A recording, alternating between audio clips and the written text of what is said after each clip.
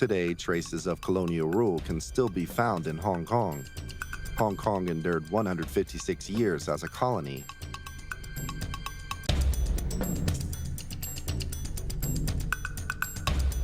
The Opium War was a turning point in Hong Kong's history.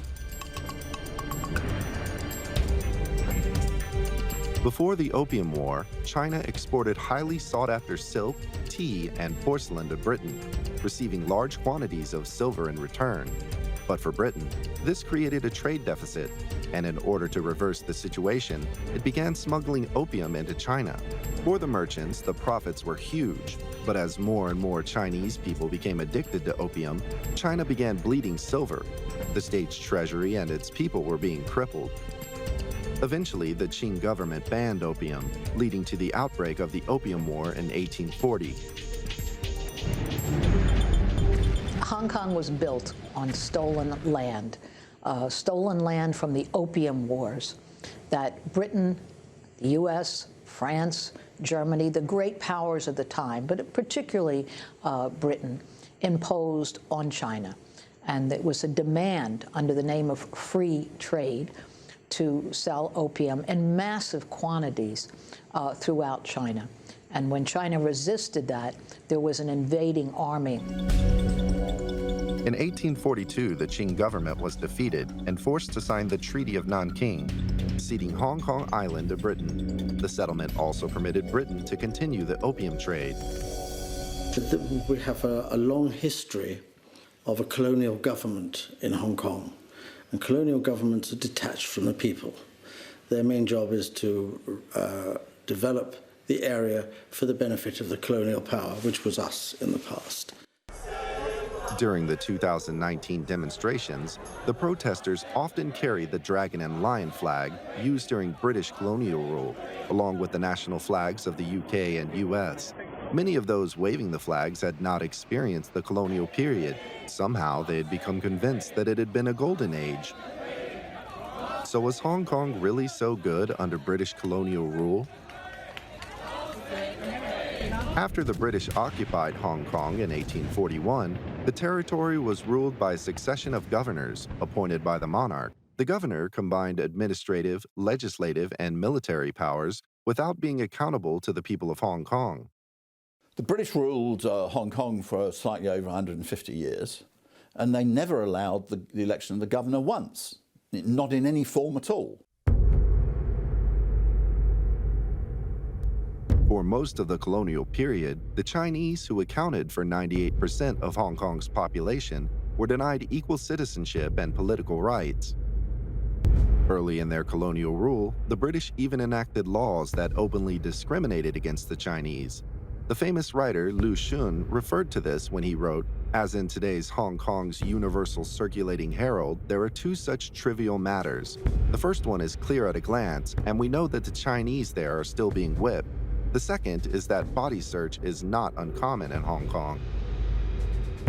During the entire British era, which lasts until 1997, there was a de facto kind of apartheid that existed in Hong Kong. Chinese people were treated like third-class citizens. Leading British historian Keith Hopkins, in his book, Hong Kong, the Industrial Colony, also highlighted the discrimination against the Chinese, who tended to be amongst the poorest people in the colony. He described Hong Kong as a cruel society, where the poor had virtually no access to help. The young demonstrators would have been well advised to reflect on history before taking to the streets. They should have listened to the tales told by their elders and learned how Hong Kong people had really lived under British colonial rule. Then they could have decided what really was best for them.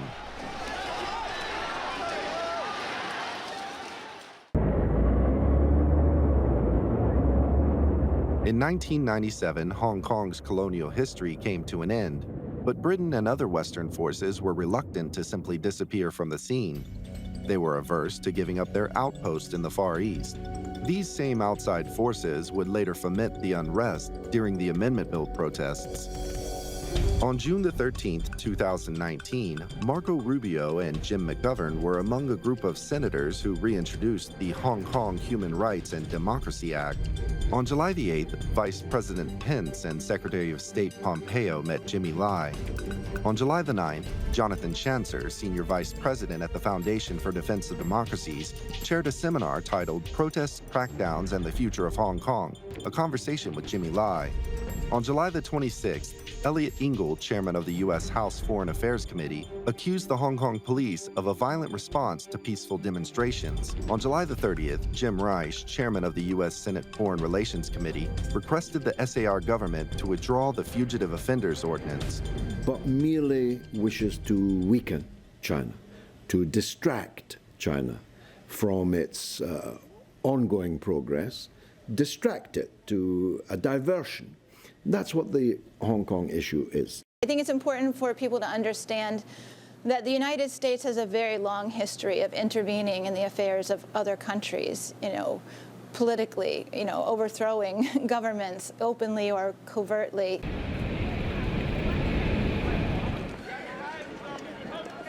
On November the 27th, 2019, President Trump signed the Hong Kong Human Rights and Democracy Act into law.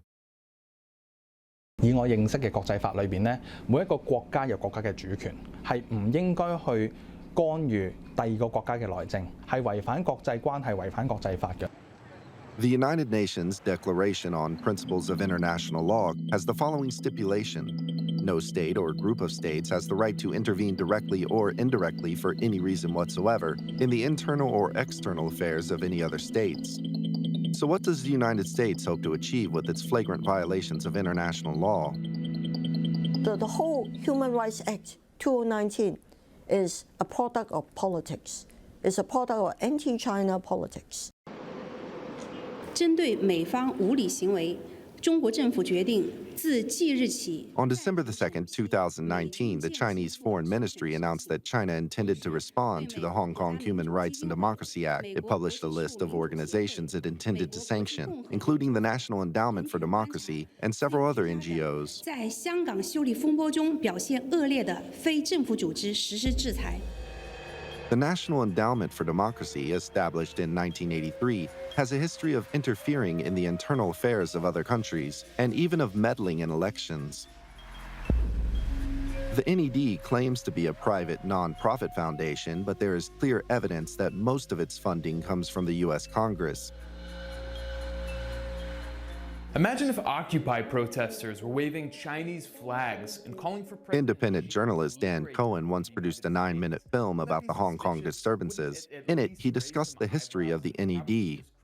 National Endowment for Democracy, which was founded in the 1980s after the CIA had such a bad reputation for basically backing death squads across Latin America, the Middle East, Southeast Asia.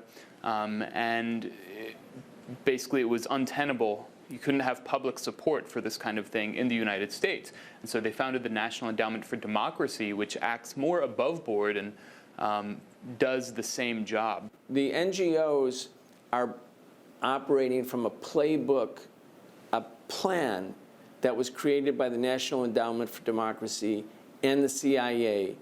We saw this happen in Yugoslavia in 1999. It was a socialist government with many ethnicities, and it was broken apart. The National Endowment for Democracy, NED, funded those protests. They trained the protesters. They were the operational power behind the protests. In the past few years, the NED has provided funding to the tune of $29 million for organizations and individuals dedicated to dividing China. More than $10 million of this was spent in Hong Kong. It's not all our fault, but we're partially involved. We have a large consulate there that's in charge with taking care of the Hong Kong Policy Act passed by Congress to ensure democracy in Hong Kong. We also have funded millions of dollars of programs through the National Endowment for Democracy to help democracy in Hong Kong. Throughout the Hong Kong unrest, the NED and other organizations acted as facilitators, working on behalf of Western governments to provide planning, training, funding, and materials for the Hong Kong protesters, and stirring up public support for them. Well, it is very well organised, yes. I mean, the leaders of this movement pretend that it is a leaderless movement, but that's clearly not the case. His writing thing is well financed, well organised. They're even better organised than the police on logistics. 示威节里面都是骗爆很多那些外国人，他们不是简单的去游行，他们都是好像在一些指挥啊，做一些手号啊，做一些指令啊，真的要把他们的手拉开的。From promoting legislation to training agents, the outside forces employed various means to encourage the Hong Kong protests. But as blatant interference in China's internal affairs, their actions amounted to a flagrant violation of international law and the basic norms of international relations. In the past few decades, Hong Kong and the mainland have achieved win-win cooperation and common development. The success of the one country, two systems policy has been acclaimed around the world.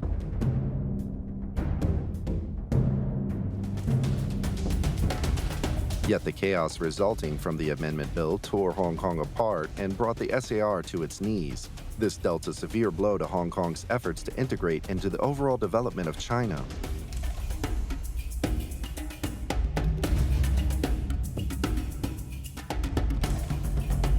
The severity of the violence brought the Pearl of the Orient to the verge of collapse. Ultimately, the Western-backed anti-China chaos in Hong Kong would be a lost cause, but it could still hurt China. This is the Hong Kong that has suffered at the hands of outside forces.